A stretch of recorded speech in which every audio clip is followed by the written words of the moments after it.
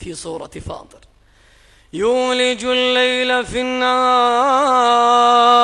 ما أحد يقدر يفعلها إلا هو، ويولج النار في الليل،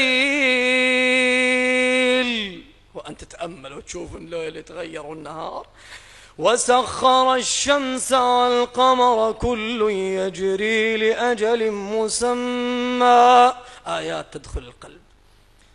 ذلكم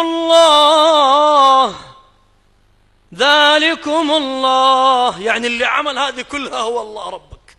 ذلكم الله ربكم له الملك. شوف الرسالة اللي بعدها عنيفة لكن تقبلها: والذين تدعون من دونه. ركز الله على الدعاء لأن أكثر العالم يدعو غير الله. والذين تدعون من دونه، وكل خلق الله دون الله، ما لهم يا رب؟ يعلمنا. والذين تدعون من دونه ما يملكون. يا رب والله نصدقك، قل ونصدق. ما يملكون كم؟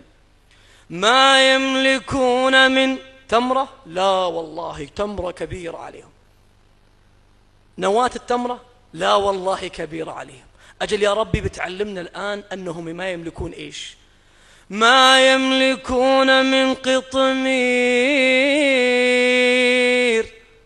يقول شفت نواة التمرة اللي تلفظها متعلق فيها غشاء اسمه قطمير. يقول شفت اللي تدعوه من دوني ما عنده قطمير. تصدق الله ولا ما تصدق؟ أنت لما جيت تسلف من واحد تقترض مال وأقول لك تأخذ من فلان، والله فلان ما عنده ولا ريال ولا درهم ولا دينار ولا جنيه، تروح تسلف منه؟ تفهم الرسالة وترجع تقول ما دام ما عنده أنا إيش تعب نفسي يروح؟ صح ولا لا؟ هذا القرآن يخاطب عقلك وقلبك معا. طيب إذا أردت أنك تروح، يعني أنت لما أقول لك تقترض من فلان ما عنده شيء، لن تذهب إليه إلا في حالتين: إما الحالة الأولى أن يكون في عقل السائل شيء، أو الأمر الثاني أنه ما صدقني، أني أنا يقول يمكن كذاب، لا يمكن عنده. اللي يقول هو الله عز وجل، يقول ما عنده قطمير. تعال شوف الآية اللي بعدها، شوف خطاب للعقل وحوار. قال: إن تدعوم، يعني لو ما اقتنعت أنه ما يملك وقلت لا يملك روح ادعو. إن تدعوم، شوف الحقائق، لا يسمعوا دعاءكم.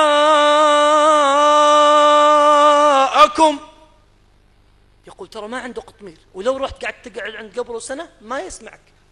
يقولون لا يسمع. شوف الخطاب، كمل الآية. قال الله: ولو سمعوا. إيش النتيجة النهائية؟ إيش؟ ولو سمعوا ما استجابوا لكم. يقول هو ما عنده قطمير وما يسمعك، ولو سمعك ما استجاب. شوف طبقات الضعف الثلاث. هذه الآن أمور في الدنيا، أعطاك حقائق في الدنيا، ثم أعطاك، ما انتهت الآية، أعطاك حقيقة في الآخرة. قال: ولو سمعوا ما استجابوا لكم ويوم القيامة. يقول أنت بتخسر هنا، وبيجي يوم القيامة بطلع اللي دعا واللي دعي كلهم، ويوم القيامة بطلعهم وأصفهم وأخليهم يكلمون اللي دعوهم. إيش يقولون يا رب؟ ويوم القيامة يكفرون. يطلع الذين قبروا في الأرض ويكفرون، أي يجحدون. يكفرون بإيش؟ الكلمة هذه ذهبية أحتاجها وتحتاجها حبيب الغالي. يكفرون بماذا يا ربي؟ نحن نصدقك، علمنا. يكفرون بذنب ولا بعمل ولا بجرم؟ يكفرون بشرككم.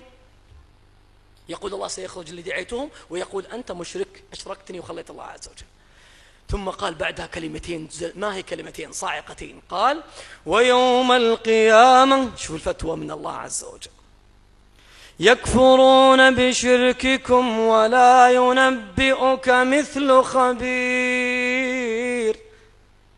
شوف الواحد الآن وهو يسمع الآيات يقول خلاص يا رب، ما دام ما يملك خطمير، وما دام ما يسمع، وما دام لو سمع ما استجاب لي، وما دام هو شرك، أنا والله ما أفر له من الشرك. أنا يا ربي خلاص ما عاد راح أنزل حوائجي بأحد، لكن وين أودي حوائجي؟ يجي هالقرآن يعالج ويطبطب هالجراح اللي في قلبك وهالفاقة اللي في نفسك. أنا يا ربي عندي فاقة. نعم. شوف الآية اللي بعدها: يا أيها الناس. لاحظ ما قال يا أيها الذين آمنوا ولا أسلموا، لأن من يفعل هذه الأفعال هو في دهماء الناس. يا أيها الناس، يا أيها الناس أنتم ما لنا يا رب. الخطاب لكل الناس من الملك إلى أفقر واحد في الدنيا. يا أيها الناس أنتم، شوف الحقيقة، أنتم الفقراء، عندي مليار والله فقير، أنتم الفقراء، لكن لمن؟ ليس لمن تحت الأرض، أنت فقير لمن فوق السماء. أنتم الفقراء إلى الله. يقول أعلم أنك فقير، أنت فقير حبيبي الغالي وأنا فقير في النفس اللي طلع منك الحين ودخل. بيجي يوم ويطلع الله ولن يأذن أنه يدخل، وبتطيح وتسقط عند أهلك وبيعلمون كلهم أنهم فقراء وما لهم إلا الله.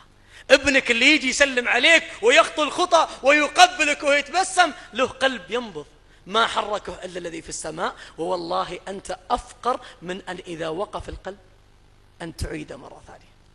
يجونا ناس يا جماعة يشوف ولده يزرق، وقف قلبه، سوينا له إنعاش ما طلع ما طاب، فيعلم العائلة كلهم أبوه وأمه يعلمون أنهم فقراء إلى الله مهما ملكوا. فالله يقول أنتم الفقراء، لكن ليس لمن تحت الأرض، لمن فوق السماء. ثم بدأ يخاطب العقل جل جلاله يقول وما يستوي الأعمى والبصير. يقول أنت بعقلك البشري ميزت بين قدرات الأعمى والبصير، كيف ما قدرت تميز بين الميت والحي الذي لا يموت جل جلاله.